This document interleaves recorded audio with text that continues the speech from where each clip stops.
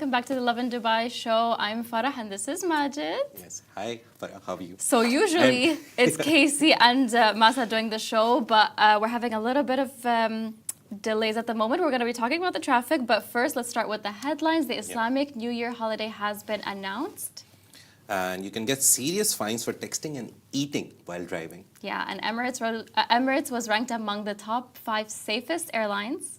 And 13 dead in Dubai from jaywalking and scooter accidents in just 5 months. Oh my gosh, it's really, really tragic. But before we get into the top trending news for today, let's have a short... Why is no one here? Why is no one here? So we just came into the office this morning and we realized, where is everybody? Yeah. It turns out everybody is stuck in traffic this morning. We put out a poll actually on our WhatsApp. If you're not following us on our WhatsApp channel, please do, because we keep everybody updated. And we said, is everyone here stuck in traffic right now? And 21 people said yes.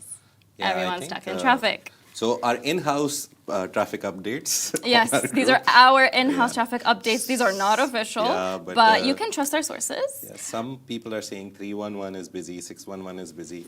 Apparently there's been an accident, or it happens sometimes. Yeah. I mean, it happens. What are we going to do? Yeah, just be safe when you're driving. Exactly. That's the main thing. That's the main thing. And give way. Yes. Be patient. Give way, be patient. I recently got my license, and the theory that you read is so interesting. They're like, be patient, keep scanning, be patient, keep scanning. Those are like the 2 operative words throughout the theory. So a lot of people who are going for that, who are going for the traffic, Dubai or UAE or anyone kind of license, just remember, there's 2 things that you have to do throughout the process. Be careful and keep scanning for any hazard or anything. Definitely, So, guys, because... Good, small advice before you get your traffic license, driving license. You heard it here first from Majid, Just recently guys. got it, so yeah, very happy with that. But yeah, a lot of news are here, big news. Yeah, the first thing we're going to be talking about today, guys, is the Islamic New Year holiday for public and private sector. So it has been announced and confirmed. This is the news that we've been patiently waiting for. The UAE has officially declared Friday, June 27 as a public holiday for the Islamic New Year. The announcement came from MOHRE, that's the Ministry of Human Resources and Emiratization, and it means a long weekend is on the way for private sector as well as the public sector. Yeah, everyone was confused. I think everyone was like, oh, if we get a Thursday, we'll take Friday and we'll convert it into 4 days. I know. That was the plan. I'm upset because I finished my work week on a Thursday. Oh. So that means Friday is just my weekend, which means... You already have a weekend. I already have my normal weekend, but that means it's good news for you guys and everyone else who works the regular work week. You will have a long weekend. But yeah, public sector employees also get this, but public sector employees recently got a 4-day work week, some of them. Yeah, we were talking about that yesterday. Honestly, I want to work in the public sector. Same. Everyone wants to work in the government or the public sector because they have different, slight different set of rules, because you can't force the private companies to do what they want. True. It is completely up to the company, the private sector companies. They get to choose for you. But in this case, where it's a public holiday, this is like the official thing. That's it. That's what we're following. But yeah, the 4-day work week sounded so good when we talked about it yesterday. I think a lot of European countries have tried it. France, one of the examples that I know of, they've tried the 4-day work week throughout the country. 3 days of complete break. But I think it works for some industries. It doesn't work for some industries. Some industries, like the journalist, 24/7 available, 365 days job. So it doesn't work for us. I think maybe work from home can work for us in our industry. Maybe it's flexible. Yeah, industry-specific cases. That's you can't just true. apply it all over and be like, 4-day. Yeah. We're not working 3 days. I mean, what are we going to do? There's industries like engineering, for example, where they work sometimes 6 days a week. Yeah. So in situations like that, where that's where it's like, you know. And a lot of countries, I think UAE is very good. As soon as I moved to UAE, I loved it that there's a 2-day weekend. In a lot of Asian countries, there's only one day. In Pakistan specifically, there's only 1 day off, Sunday. Oh, so man. through and through, there's no Saturday and Sunday off. Apart from some banks, if you work in the head office, you won't get 2 days off. You'll get 6 days work week. Otherwise, if you work in the branches, you get 2 days off. Oh, So yeah, everyone wants to work in a bank in Pakistan. My God, the more you know. Yeah, I so think it's that's good. where we're headed. UAE has a 2-day work weekend, and it's, I think there's laws around it as well that you can't really, Definitely. yeah, disturb the employee in those days and all that. But again, depends on your industry, Oh what my you're gosh. doing and what your work is. I mean, it seems like the public sector is the way to go in the UAE, but A lot of people in Abu Dhabi love ad hoc jobs. That's what I've realized by living in Abu Dhabi. But love in Dubai, sure. So love in Dubai. I've realized a lot of people who work in More, especially Yes. Ministry of Human Resources and Amortization, and a lot of entities which are under the government. They're very happy with all the initiatives they have for the public sector. So yeah, if you get a job, you do apply for it. I think get that job. Get that job. Yeah. So apart from that, we're talking about some serious fines if you're texting and eating while driving. We were just talking about the traffic, and yeah. it was really bad in the morning. A lot of people are saying. So you have to put your subways down, your burgers down, your morning sandwiches down, and keep your eyes on the road because there's a hefty price to pay for distracted driving. And now AI's got its eyes on you. So Yeah, smart radars across the UAE are now watching for everything from speeding to seatbelt violations and now texting and eating behind the wheel. And let's be honest, distracted driving is a major cause of accidents here. And delayed reactions. Obviously, when you're taking a bite of that scrumptious sandwich, there will be a delayed reaction. Yeah. And panic swerving, if you're not confident on the road, not patient on the road, it's all too common. So if you're caught munching or texting while driving, you could face a 800 dirham fine, 4 black points, and your vehicle can be impounded for 30 days if you're in Dubai. That's the Dubai rule. Exactly. It's all part of a bigger push to keep roads safer, and these AI-powered radars aren't going to miss a thing. It's so interesting that everything has AI and now radars also have AI. I know, Like, right? Just It's put AI in everywhere. everything. AI is everywhere, like even on the roads. Who would have thought that they would even see you? I mean, a lot of people have like these tinted, they're not obviously fully tinted windshields, but like they're sometimes like not halfway, but like a little bit there. But they can see through all of that. They could see when you're texting, when you're, well, obviously texting, that's a major lot of hazard, don't do that. But with eating, a lot of people do that. Yeah, I think they're I just think I've getting been late. guilty of that before. Everything I think is just running in the morning or trying to get on the road on That's time, the and they're like. thing. But That's yeah, the thing. just wait for 1.5 hours till you get to the destination or whatever the 15-minute, 30-minute drive you have. Just wait for it. Yeah. Because you can see on the roads. It's not like that. You can't see it. If we've seen pictures of people having newspapers in front of them. Remember? Oh my God, that was crazy. Yeah. You're It's like- reminding me of that story. Yeah. No, that was intense. Yeah, I do but look at Lovin the Way sometimes. If you didn't know, Yeah. Majid is actually is one of the writers for Smashy Business. Yeah. So a lot of business stuff, but yeah, Lovin the Way is one of the things. We're it's getting a guilty pleasure. business mind right here. But yeah, the funny thing with AI is that now, I always thought how it would work, but you would have seen CAPTCHA, right? Whenever you try to enter a website and you get like 9 3x3 grid, Yes. it's very funny that you're like, why is it asking me for traffic signs? And you're checking all the boxes Yeah. and you miss one box and you press OK and they're like, no, No, do you it missed a again. box, yeah. And then they're like motorcycles. So all these things, they're actually helping the AI learn. So the people who actually are thinking like, how can radars have AI and cameras? This is the process that AI goes through, the learning process. So they're basically doing 2 things. They're checking if you're a human because you can identify that small spot of the headlight in that curve. True. Maybe AI or robot cannot or an automated program cannot. Possibly.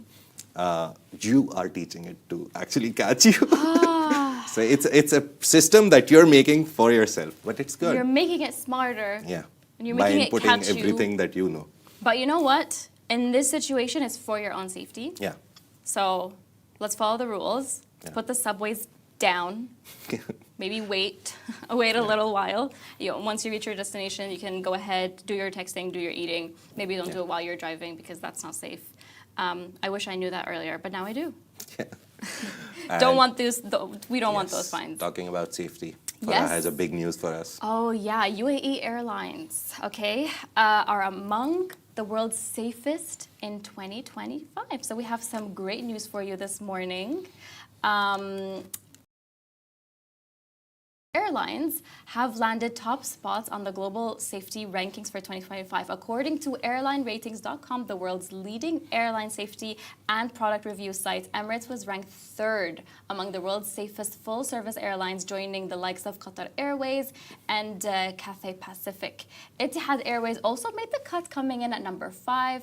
As for budget travel, Fly Dubai and Air Arabia were also named among the safest low-cost carriers in the world. Airlineratings.com monitors 385 airlines globally, evaluating them on safety, incident records, fleet age, and industry audits. A recent study found that from 2018 to 2022, the global death risk per flight boarding was 1 in 13.7 million.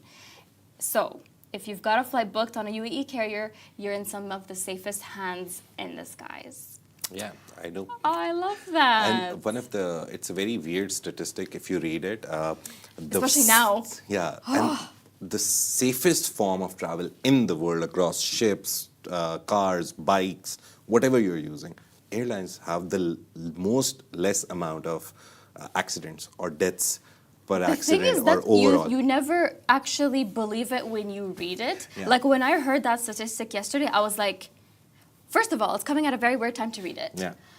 Given the situations that we're currently seeing with many accidents the Boeing on airplane which fell in India, it's went so up. tragic. Yeah, nearly 240 people died in that. Yeah. But the thing about airplane crashes is that they become very big news. Like That's day. true, that's true. Yeah, so they get a lot of attention. That is why everyone thinks, oh my God, this is such a big thing. True. Airlines are so unsafe. But if you talk about road accidents, on average every day across the globe, this is like weird report I read like 3-4 years ago. I just remember some of it, but I remember the cars one. Cars was like at least 2 to 3 million accidents per year globally, and compared to airlines, and deaths actually. So accidents plus deaths was 2 to 3 million, but airport-wise or aircraft-wise, it was like 400, 500 deaths per year. So yeah, you're right. It's the fact that they're getting so much. It's just the novelty of an airline or airplane crashing that gives you so much anxiety. But it still is, to this day, the most safest form of travel in the world. They say you're unfortunately a lot more likely to witness an accident on the road. Yeah. So cars are actually not the safest form of travel, apparently. But again... But see, if again, we just did the story. You follow the rules, you stay in your lane, you be patient, keep scanning, and... Give way, don't be mean. Yeah. Just what leave else? like 10 minutes before you're actually supposed to leave. Give yourself some time, because you never know what's going to hit the roads, just like this morning, for example. We didn't know what we were going to face this morning, and a lot of people were late. So try to always leave at least like 10 minutes earlier than the time you think you should leave. Yeah. I have a problem, so I leave half an hour early. Otherwise, I'm always like perennially late. So half an hour for me, You but can be like Majid. And, but for normal people, I think 10 to 15 early. minutes, it's fine. You can be like Majid. It's fine. So some sad news also that 13 people died in Dubai from jaywalking and scooter accidents in the past 5 months. 13 people lost their lives in Dubai between January and May 2025 due to jaywalking and misuse of e-scooters, according to Dubai police. In a span of just 3 days in Feb, 2 minors aged 15 highlights a growing concern over unlicensed teens riding recklessly through traffic with no supervision. From January to May, police issued over 28,000 fines for jaywalking and seized 15,000 plus scooters. A video released by authorities shows risky behavior. Residents crossing highways, not normal roads, not two-way streets, highways illegally, and scooter riders without helmets weaving between cars. In 2024 alone, Dubai reported 254 e-scooter and bike accidents, leading to 10 deaths and 259 injuries, 17 of them serious. What's changing? Crossing from undesignated areas is now a serious offense.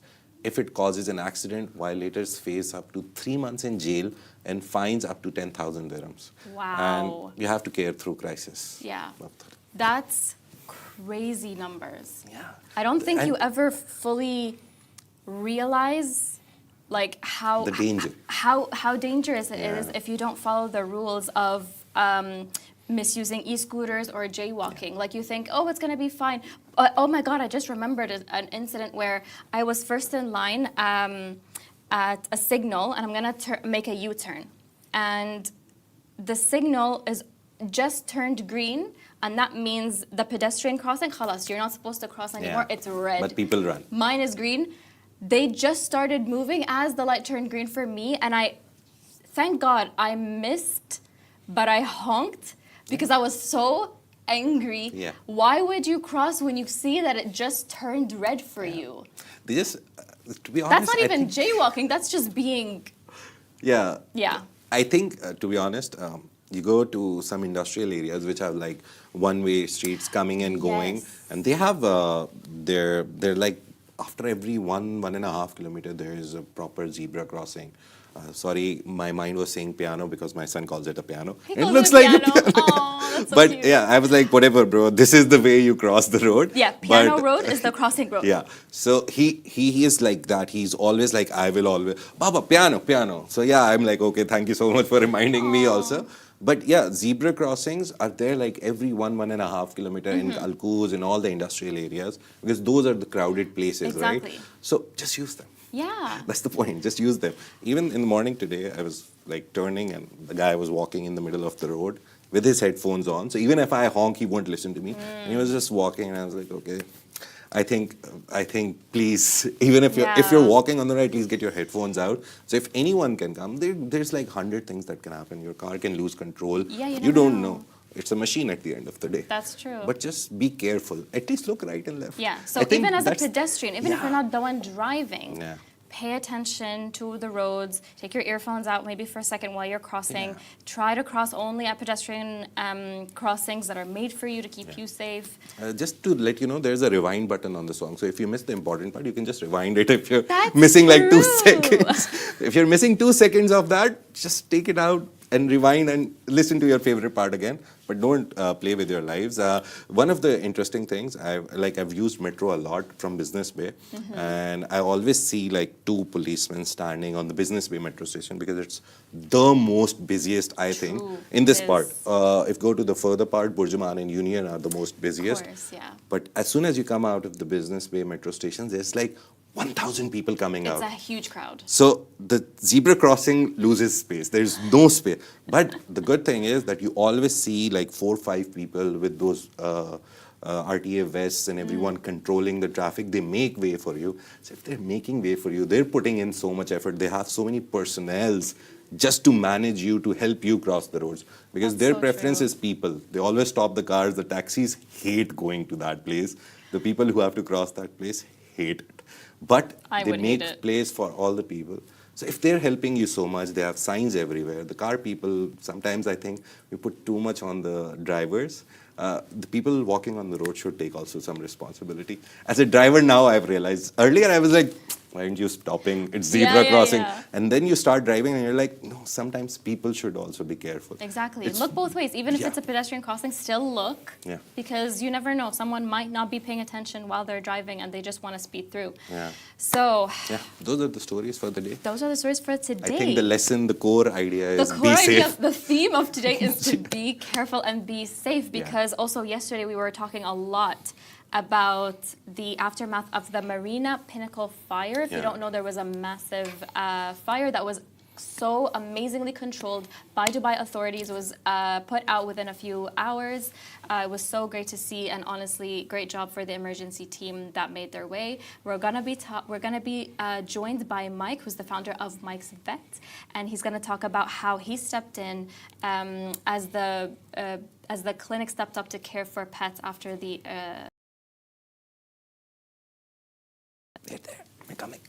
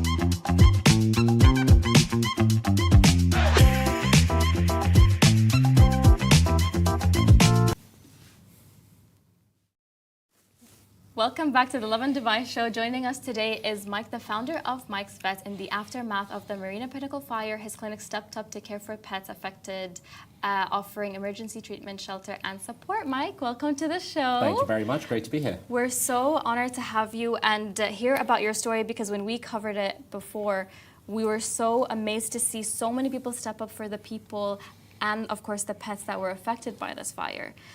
So following the news of the incident, what made you jump into action? It's knee-jerk reaction. So born and raised here, and that's one of the things I love about Dubai, where people just come together when something goes wrong, and you see it brings out the best in us. So, I saw people helping out with the folk that were, that had to leave their apartments, and for me, I was like, first thought in my head, because I've got so many animals at home, I was like, what's happening with the pets? And we just put the post on in record time, and we're like, just bring them over. So our clinic was closed because we're not a 24/7 operation. And we just got some of our staff to go back, paid them some overtime, and said, just let the animals come in. That's And amazing. you talked about the community. Did you see anyone else coming to you, like helping you with the support that you Oh, no, created? absolutely. So we had people reach out to us because we offer this pro bono. So there was no nice. charge, in terms of checking the animals. We had a few that went into our ICU unit for critical care as well from smoke inhalation. And we had random people reach out saying that they just wanted to contribute. And we refused them. We said, and our motto always with this, when we, when it's cases like this, pay it forward. Oh, that's a very nice. Yep. Can you tell us how the operation went about? So, of course, you put the word out there that Mike's Vet is willing to help animals affected by the fire, this one specifically. So can you tell us how the rescue teams dropped them off? How were they reaching your facility? Yeah, absolutely. So we had a lot of volunteers that stepped up because, and this takes me to a point where people need to prepare better, and that was the lesson learned from this, where make sure you have an emergency kit ready, in terms of carriers, how you're going to trap your animals. We had a bird that was rescued as well. That was brought to our clinic, a bird by the name of Mango. Really cute little fella. But we're just not prepared for things like this because, if you get the alarm sounding, your animals get scared as well. Keep a carrier ready, in your storage or something or the other, so you can just quickly put them in and then exit your apartment. But long and short of it, transportation was an issue. So we work with a large group of rescuers in the UAE who are always prepared with things like this, like trapping animals, with the gloves and everything when they get anxious. And they just drove down there and then brought the animals to us. But the bit that I found really interesting was it was random people that just went there and helped. I met this lovely family just yesterday, actually, where mom took her daughter and they went and they helped pick up 3 animals and brought her to the clinic. Nice. Because they saw the post and their response was, I just couldn't sit by and do nothing. So, it's nice when you see things like that. That's amazing. Yeah. It's just the feeling of community in Dubai. Absolutely, absolutely. So you talked to us about one of the pet that went into the ICU. Any other common things that you saw, what happened? Mainly smoke inhalation, obviously. Yeah. But anyone else was like critically injured? No, is in recovery? a couple of them we just had to do some oxygen therapy because again, just they were breathing a bit heavy, but knock on wood, all of them were okay. So we never had any critical cases, so to speak. The ICU is it's a temperature controlled environment where you can control everything that's happening with the animal, but we didn't have to put any of them on IV or medication or anything as such. It was just ensuring that they were healthy and then went back to their owners. We still got about, I think, 5 at the clinic, and that's only because the owners don't have a place at the moment, so they're crashing with friends or family. So the moment they're ready, the animals are good to go. Nice. So how many animals did you get? Are they mostly cats, mostly dogs? It was 16 cats, 1 dog, 1 bird. One bird. Yeah, Mango. that was the old one out. But Yeah, so 16 cats, like all breeds, like any special cats? a combination. I'm a cat lover. Combination of all breeds. But if you're a cat lover, you need to come visit because I've got 136 at home. So. Oh, whoa. 136 cats. Nice. I will come. I will come with my son. And what was the most heartwarming moment? Like community obviously came together. We love those moments. What was the most heartwarming moment? Anything else that you saw? Like the women that you talked about, drop the cats. A lot of things. Any other? I think for me, and it's not just with this instance, right? Yeah. It's fascinating to me that sometimes the people you least expect it from do the most. That's a common theme that I see where, people who are stretched to the max with how much they do for the community, animals and everything else, still pick up the phone, give you a call and tell you, how can I help? And that just fascinates me every single time, because I'm a strong believer that you can't fill from an empty cup. And, sometimes I tell them, I'm like, look, take a step back, let someone else hold the reins on this specific case. But it's just, they give much more than most people that I know. And that's always something that I hold very dear to my heart. But that's amazing. Yeah. You were talking about being prepared because obviously you never know when something like this can happen. So let's say I have a cat and someone else has a dog. Is there a specific way that I should be prepared? I think the key thing is, depending on the dog, is have everything that you need in an easy, accessible place. So this generally is near the entrance of your house. Yeah. Now with dogs, it's fairly easier because if they've got their collar on, all you need is a lead. But with cats, it gets tricky because they get anxious when they hear loud sounds. When you panic, they sense it as well. So I would also suggest maybe having a pair of animal gloves. Yeah. Because if your cat gets anxious, just so you don't have battle scars, just dump it into the cage as quickly as possible and exit. And that was the lesson learned for me with this one specifically, because a lot of people were trying to get their animals but just couldn't find their cat, for example. So take a step back, calm down, have everything ready, make sure you have a carrier that's large enough, and then don't leave them behind. Yes, of course. Because there's still one cat that's missing, I believe, as of yesterday. But apart from that, all the other animals are accounted for. So we had a WhatsApp group, which was quite extensive. But all the other animals are accounted for, healthy, safe, which is great. I think it can be a good series for your Instagram page. I was just looking at it. I have good followership. I think you can do a whole series, like 2-3 videos, reels about it. Yep. Yeah, emergency measures, right? I've seen a lot of good content here. Because we need to know how to take care of our pets in case of emergencies like this. Yeah. We're trying to spread the word out there so to make sure that this doesn't happen again. Yeah, no, absolutely. And it's all about awareness, right? Yeah. And with animals specifically, there's a lot of misinformation out there, unfortunately, and that's what we try to do with our page as well, which is just bust the myths, so to speak, because just like with us, there's a lot of like fad diets and there's so many different things, and for me it's always take a step back and let's focus on what's best for them. And with emergencies as well, I think most of us plan really well for ourselves, like a fire or whatever else it might be, but when it comes down to your animals, there is a cost associated with it. And you need to plan for these emergencies. And it's not just a fire in your apartment, touch wood that doesn't happen. But if you need to travel at the 11th hour, how are you arranging for or making provisions for your pet? Because it's a lifetime commitment for that animal. I mean, my oldest cat is 22 years old. 22? I never thought he'd go that long, but he's still going, so still healthy. Good. But he was the first one we rescued. He's a typical street cat, But 22 years is a long commitment. There are costs associated with that, and you just need to plan accordingly. They're not toys. They're not presents. This is a family member. I've seen on Lovin, we see a lot of rescue stories and all that. A lot of people leave their healthy dogs and cats out, and someone is rescuing them. Someone should whenever you take a pet, take responsibility as 100%. well. Yeah, it's very difficult to take care of them, right? 100%. So just be committed and be responsible with it. What's one lesson? One big lesson, like the umbrella lesson. Preparation. Yeah. I think that's the ultimate lesson here, because even for us, it was an aha moment for me as well, where we live in such a safe city where everything is so quick, and there's a problem, there's a solution just around the corner, and with things like these, it's just unforeseen. Yeah. And I think we learned a bit of that lesson last year with the rains. Oh, yes. But that is still easier to deal with, I feel, versus something like this, because here you've got a matter of seconds to make the right decisions. And that is the lesson learned from this. So keep the carrier, have an emergency kit ready, have a backup plan, so where are you going to take that animal? But again, it's in the carrier, it's safe, it's with you. That's step one, obviously.